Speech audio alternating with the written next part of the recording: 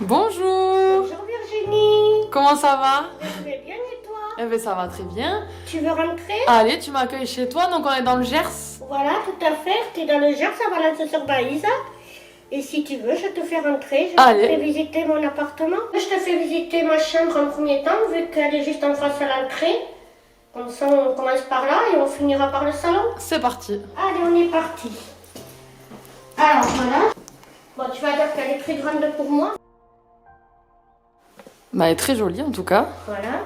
Et si tu veux, je te montre mes appareils. Allez. On avait un petit peu parlé. Ouais, tu nous expliques du coup? En fait, si tu veux, c'est, comme je te disais, c'est là-dedans que je me mets tous les matins jusqu'au soir. En fait, ce sont des appareils pour me grandir. Ok. Et en fait, je fais que 1 mètre quand je suis petite, sans appareil, je veux dire, parce que je suis déjà petite. Et 1,30 m avec.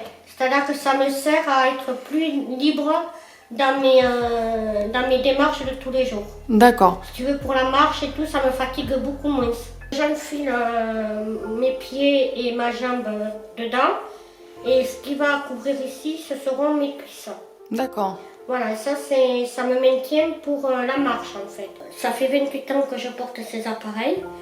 Je les ai eus grâce après mon opération du dos que j'ai subie. Je suis restée 1 an allongée, sans bouger, dans un lit d'un hôpital.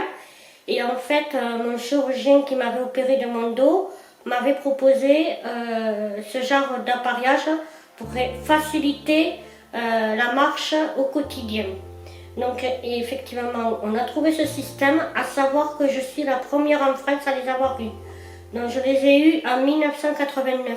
Donc là, je vais te montrer ma salle de bain. Ok. Ok. Et moi, je vais te montrer ceci. Je vais Donc, te montrer comment je fais. c'est toi qui t'adaptes du C'est coup. moi qui m'adapte, voilà, tout à fait. Donc ce que tu vois, c'est que j'ai une douche. Ouais. Mais comme j'ai dit tout à l'heure, à savoir que quand je vais me doucher, je n'ai plus mes appareils. Donc, je dois me faire aider de quelque chose pour pouvoir ouvrir le robinet. Ok, donc tu t'aides de tabouret? Mon homme de ma vie, c'est ça. C'est quoi? C'est-à-dire que c'est quelque chose pour tout attraper. Ça veut dire que je m'en sers quand j'ai plus mes appareils. Ok. Et tu vois là, effectivement, j'ai les appareils, donc j'ai pas besoin de canne pour ouvrir le robinet. Sauf que quand je ne les ai plus, je ne peux pas accéder au robinet. Donc c'est ceci qui va m'aider à ouvrir le robinet. D'accord. Voilà, ça va faire ça quand j'irai à la douche. Donc ça dans ma vie, c'est essentiel pour tout. Donc là, comme vous pouvez le voir et comme tu peux le voir, Virginie, Ouais. c'est ma cuisine. Alors, est-ce qu'elle est adaptée ta cuisine par rapport à toujours pareil, ta c'est moi petite qui taille? m'adapte. Ok. D'accord? Donc, bon, évidemment, le micro-ondes, je l'ai mis là parce que c'est à ma hauteur, il avait l'emplacement, donc ça va. Et toujours pareil, comme je vous ai montré dans ma salle de bain, si j'ai besoin d'attraper quelque chose, j'ai ma canne. Donc, tout ce qui est en bas, j'ouvre et j'attrape avec ça. Bon, n'écoutez pas le bruit que ça vient de faire. Voilà. Voilà, là ça va parce que c'est à ma hauteur. Là ça va parce que c'est à ma hauteur. Mais effectivement, quand on arrive à ce niveau-là, à savoir que depuis que j'ai été opérée de mon dos, voilà pourquoi pourquoi j'ai ça, c'est parce qu'on m'a greffé ma colonne vertébrale dont je suis, je ne peux pas me plier en fait. De là, voilà, donc ça me sert énormément. Bon, je râle des fois parce que j'aime pas m'échapper des choses par terre parce que ça a quand même, voilà, comme vous pouvez le voir, il y a une pince, mais il faut que je le soulève après quand même. Donc il faut que je trouve, là je sais pas, je trouve, mais c'est quand même long. Donc quand je la soulève, il faut que je fasse attention de ne pas la refaire tomber parce que je dois la poser ici. Ah ouais, c'est galère quand même. Donc obligée de m'adapter. Voilà. Donc là, c'est pareil, le lave-vaisselle, je ne me sers pas de ma canne parce qu'autrement je vais tout casser si je la prends. Mais pour ramasser quelque chose dans ma machine, je vais me mettre comme ça et comme ça. C'est-à-dire que je vais essayer de prendre des positions que je puisse ramasser quelque chose. D'accord. D'accord? Et pareil que la salle de bain, si j'ai besoin de l'eau, ici, je fais comme ça. Est-ce que tu veux passer au salon? Allez, tu me fais visiter ton salon. D'accord, C'est allez, parti. tu me suis. Donc voilà, comme tu peux le voir, là c'est mon salon. Donc c'est le côté salon et côté salle à manger. Donc je t'invite à venir t'asseoir avec moi. Et ouais, comme ça on va échanger toutes les deux. On y va. Alors Cécile, tu m'as invitée sur ton canapé du coup pour qu'on parle de ce que tu appelles ta différence. Du coup, c'est comme ça que tu l'appelles. Oui, parce que Et- j'aime pas le mot handicap. Oh, ok, pas Voilà. de souci. Et du coup, bah, tu vas nous raconter un peu qui tu es déjà dans un premier temps et également nous parler de ton parcours, de tes difficultés, de tes forces et D'accord. tout ça. Alors, je m'appelle Cécile Ménaspa, je suis née à Condon, je suis de Valence-sur-Baïse, dans le Gers. J'ai 45 ans, bientôt 46, et je suis adjoint administratif. Je parcours 40 km aller-retour pour aller à mon travail tous les jours, du lundi au mercredi. Voilà, et pourquoi cette vidéo? Parce que je veux montrer que l'handicap ne doit pas être un frein pour la recherche du travail, pour l'amour, l'amitié, pour tout ce qui est le quotidien de tout le monde. Et d'ailleurs, du coup, tu disais donc que tu parcours donc 40 km à aller et retour pour te rendre à ton travail quotidiennement. Oui. Donc tu as une voiture adaptée. Oui, tout à fait. J'ai une voiture adaptée. J'ai le frein à la main. J'ai l'accélérateur au pied et j'ai le frein à main électrique. D'accord. Voilà, le frein à main électrique et le frein pour freiner, je l'ai à la main. Donc oui, c'est de manière différente. Un petit peu différente Du de coup, vous tu as tous, dû oui. passer un permis spécifique. Alors, j'ai un peu galéré pour passer mon permis parce que savoir que dans le Gers, il n'y a pas du tout de auto-école adaptée pour une personne en situation de handicap. Donc moi, ça fait quand même depuis 21 ans que j'ai le permis et j'ai dû aller à Toulouse passer mon permis et ce sont mes parents qui m'y amenaient tous les samedis pour 2 heures de cours. D'accord. Ouais. Voilà, donc heureusement j'ai mon permis du premier coup. Ça m'a évité d'aller à Toulouse tous les samedis. Tu m'as fait visiter tout à l'heure ta maison. Est-ce que tu adaptes ton environnement, ta façon de vivre par rapport à ta petite taille? C'est plutôt moi qui m'adapte à tout, que ce soit dans mon travail, que ce soit dans ma vie personnelle, c'est moi qui m'adapte. Je sais très bien que l'handicap fait peur. Les gens ont peur de l'handicap, ont peur de la différence. Donc il faut savoir que quand vous êtes porteur d'handicap, de maladie, de tout ce que vous avez, il faut savoir que les gens n'oseront pas venir vers vous. Donc moi j'ai toujours appris à ce que ce soit moi qui aille vers les gens. Et ça se passe merveilleusement bien. Et effectivement, ça les rassure en fait, même à la rigueur, que ce soit moi qui fasse le premier pas. Parce que souvent les gens me disent, en fait, ils ne savent pas comment nous prendre en fait. Donc ils ont quelques difficultés, ou ils ont peur de vexer, ou ils ont peur d'être maladroits. Et ta petite taille, du coup, elle a un nom.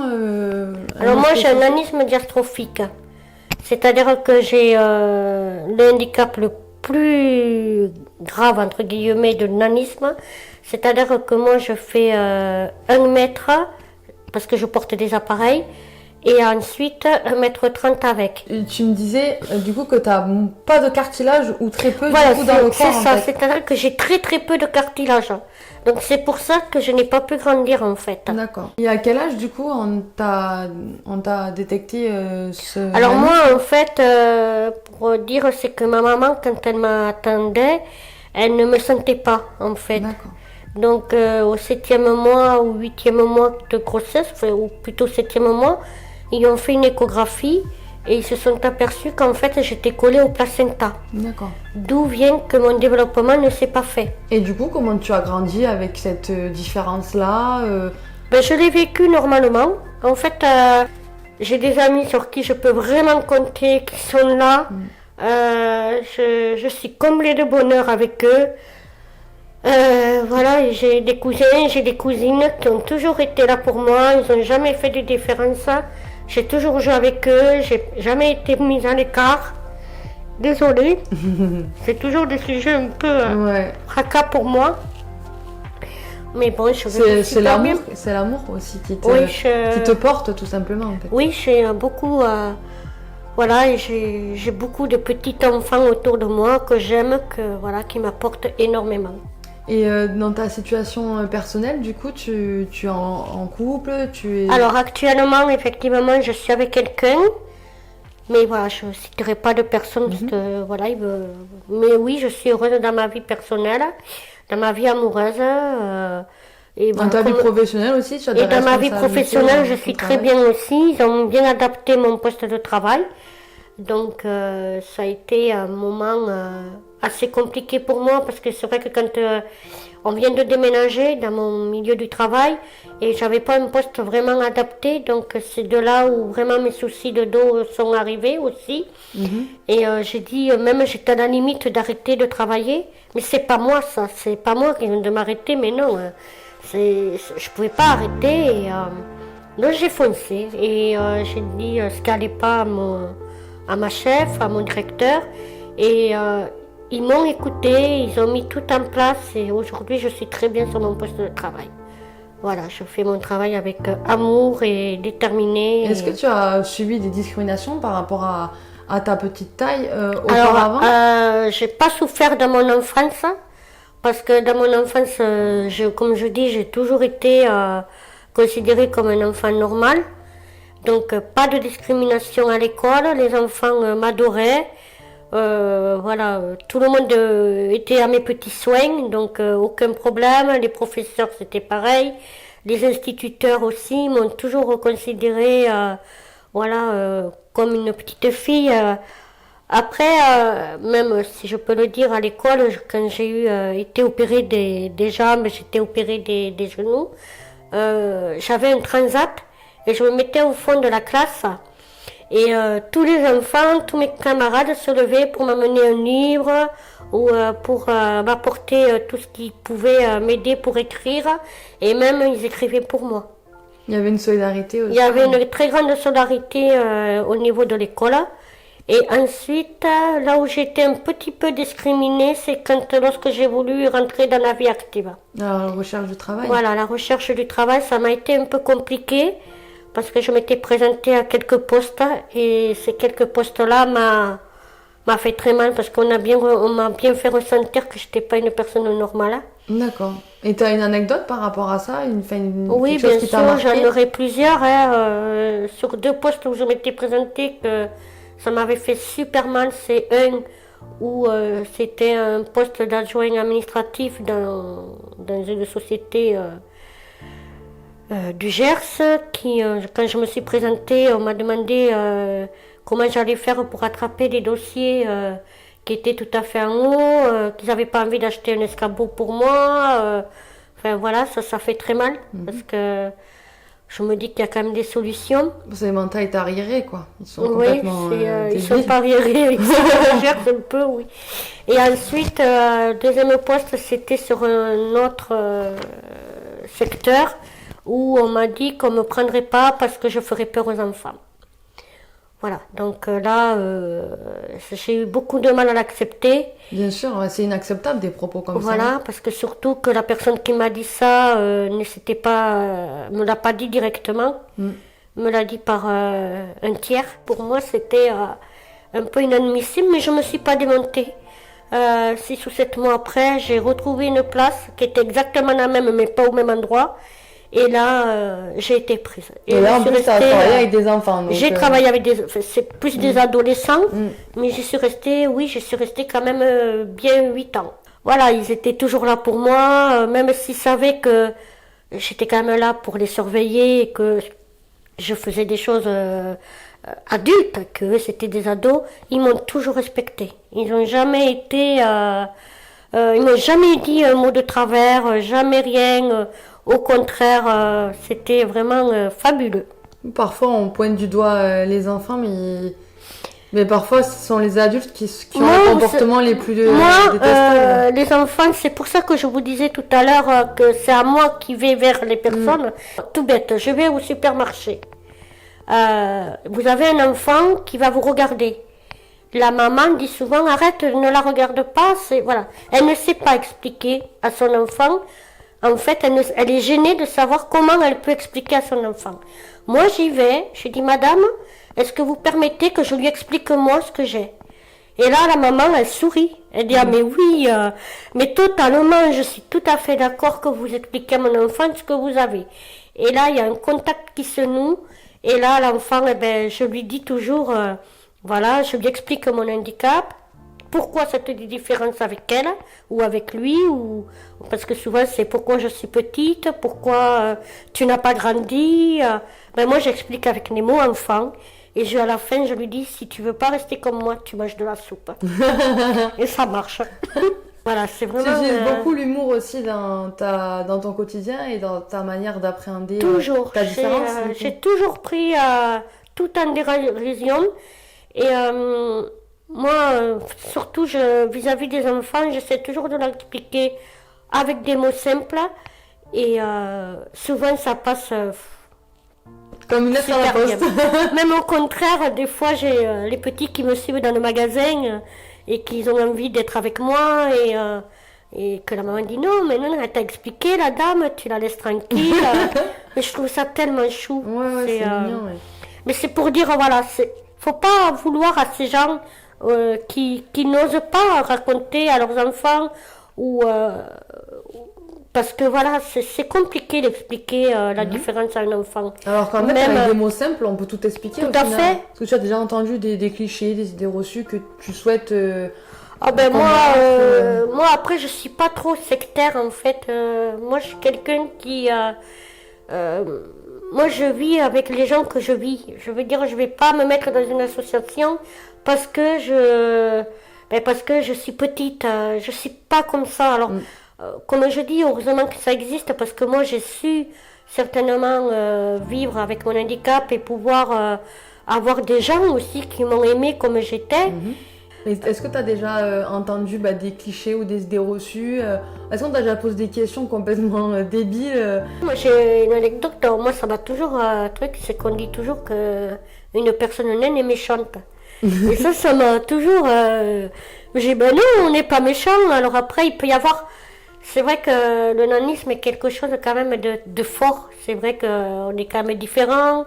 Bon, tu vas me dire que toi, tu es très grande et tu peux avoir aussi eu souffert aussi de ça. Mais je veux dire, quelqu'un qui est grand, j'avais pas l'impression qu'on pouvait souffrir en fait. Et que d'être petite, oui, et... Malgré que moi, j'en ai jamais souffert, hein. J'ai pas souffert de ma petite taille, loin de là. Mais après, les gens, oui, moi, j'avais toujours entendu que les nains étaient méchants. Moi, je le suis pas du tout et on me fait confiance. Parce que quand on est de petite taille, c'est toujours pareil. J'ai des petits bras. Est-ce que je vais pouvoir porter un enfant?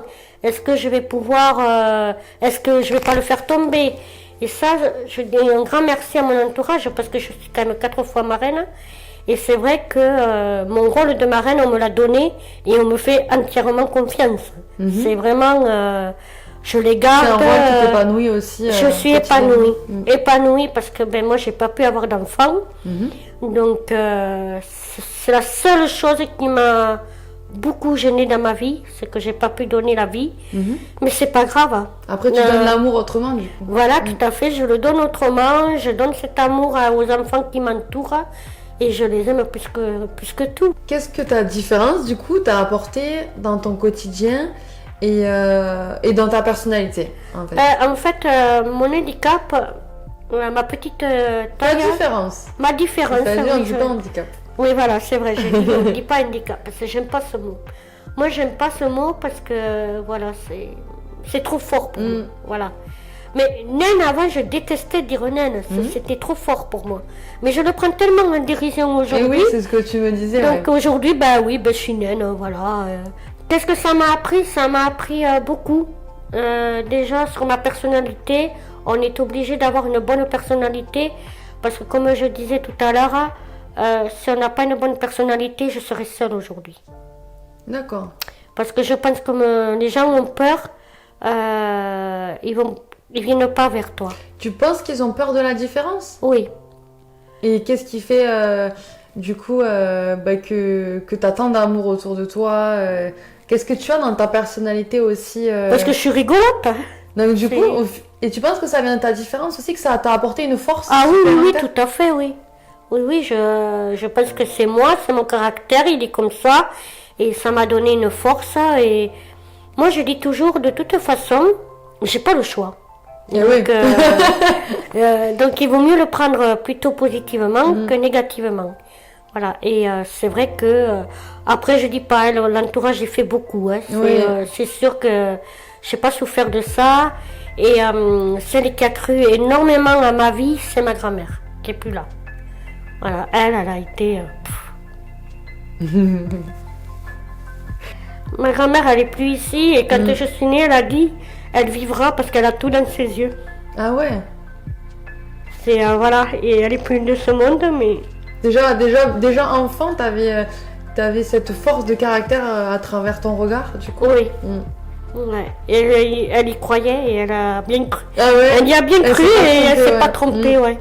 C'est clair. Elle a toujours cru à moi, elle a toujours dit que j'y arriverais dans ma vie et parce que bon, des fois les médecins ne donnaient pas grand chose de ma vie. Hein. Donc. Parce qu'ils pensaient que tu avais une espérance de vie. Ils ne savaient pas se prononcer. D'accord. Il y avait moins de en fait, j'avais tellement de soucis. J'ai été opérée beaucoup de fois. Et ensuite, j'ai été. Quand j'ai eu mon opération du dos, elle a été très grave comme opération. Ouais. Là, c'était en fait. Si vous l'opérez, soit ça marche, soit ça marche pas, ou vous la laissez comme ça, et dans quelques années, oui, j'allais mourir. Parce que j'allais avoir comme je disais, j'avais la colonne vertébrale qui venait vers les poumons. Donc le souci qui se serait passé, c'est que j'allais m'étouffer au bout d'un moment. Donc en fait, là aussi, mes parents ont pris catégoriquement, ils ont dit oui à l'opération. T'es une sacrée battante aussi dans ta volonté de vivre aussi. Oui. De vivre et d'apprécier. Elle est trop belle la vie, ça aurait été dommage. C'est clair. Voilà, donc. Et qu'est-ce que tu souhaiterais dire aux personnes qui ont une différence ou pas ou moi je dis il faut vivre pour soi. Il faut savoir que c'est pas parce qu'on a un handicap que la vie est fichue. La vie elle est comme ça, elle nous a fait comme ça, on est né comme ça. Et pour moi c'est de dire que avec un handicap, on peut conduire, on peut travailler, on peut avoir quelqu'un dans sa vie, on peut... Tu as été mariée pendant 15 ans? Oui, j'ai été mariée pendant 13 ans. Voilà, et aujourd'hui, je suis restée en très très bon terme avec lui. Et c'est aujourd'hui comme mon frère. Tu as une petite citation de vie pour finir, du coup, que tu souhaiterais partager aux personnes qui nous regardent? Simplement, vivez ce que vous avez à vivre. Parce que aujourd'hui on est là, demain on n'est plus là.